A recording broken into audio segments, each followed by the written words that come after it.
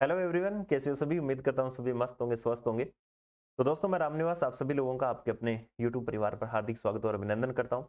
तो दोस्तों, आप लोगों के लिए बहुत बड़ी खुशखबरी है, यानी गुड न्यूज है, स्पेशली उन एसएससी एस्पिरेंट्स के लिए जो 2024 को टारगेट करते हुए चल रहे हैं, जो काफी दिनों से वेट करते हैं यार, वैकेंसीज कब होगी, एग्जाम कब होगा।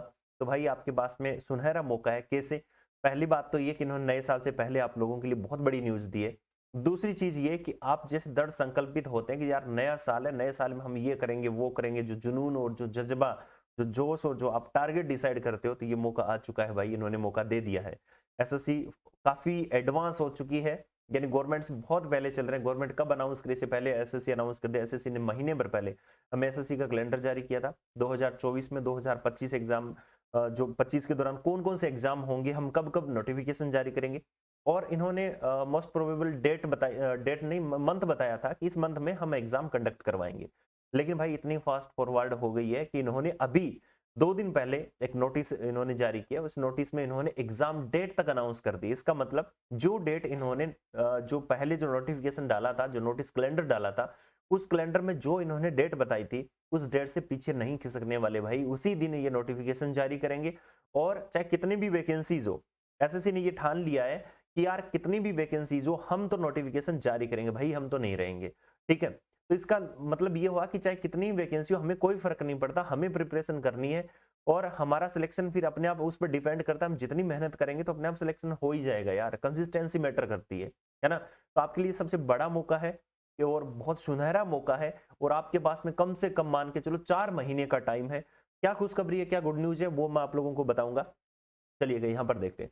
देखिए दोस्तों, ये नोटिफिकेशन नोटिस इन्होंने जारी किया है, और इस नोटिस के अंदर इन्होंने बताया कि यार हम सिलेक्शन पोस्ट का जो एग्जाम है ना, वो कंडक्ट करवाएंगे 6, 7 और 8 मई को।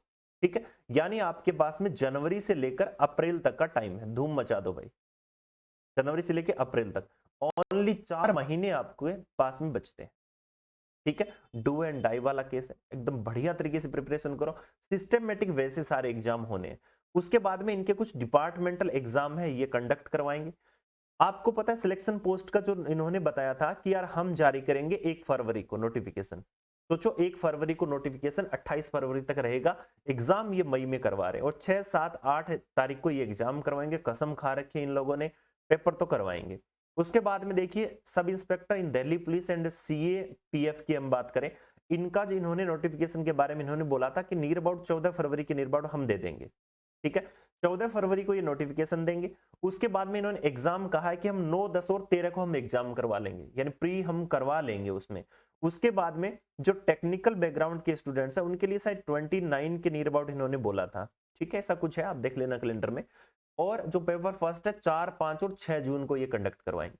तो मेनली इन्होंने 3 एग्जाम की डेट अनाउंस कर दी है। बाकी देखो डिपार्टमेंटल जो कैंडिडेट है उनके एग्जाम है, अगर आप डिपार्टमेंटल अगर होते तो आपके लिए बेनिफिशियल होता है ये सारी चीजें। लेकिन फिलहाल आप 3 इन पर फोकस करके चलिए। यानी एसएससी आपको अब मात्र 4 महीने का टाइम दिया है, और 4 महीने यानी कल नया साल लग रहा है, और नए साल के लिए इन्होंने आपके लिए एक टारगेट सेट करके दे दिया कि भाई आपको टारगेट चाहिए ना, आपको कुछ करना है, तो चलिए हम आपको डेट देते हैं, आप करके बताइए। ठीक है, तो आप इसको एज ए चैलेंज लेके चलोगे और बढ़िया तरीके से अपनी प्रिपरेशन करोगे। मान लो मई में अगर एग्जाम हो रहा है, तो मई में ही आपका ये रिजल्ट कोशिश करेंगे, मई तक ये रिजल्ट दे देंगे, या जून फर्स्ट वीक तक इनका रिजल्ट आ जाएगा। जून लास्ट वीक या जुलाई फर्स्ट वीक तक आपका मेंस का पेपर ये कंडक्ट करवा लेंगे।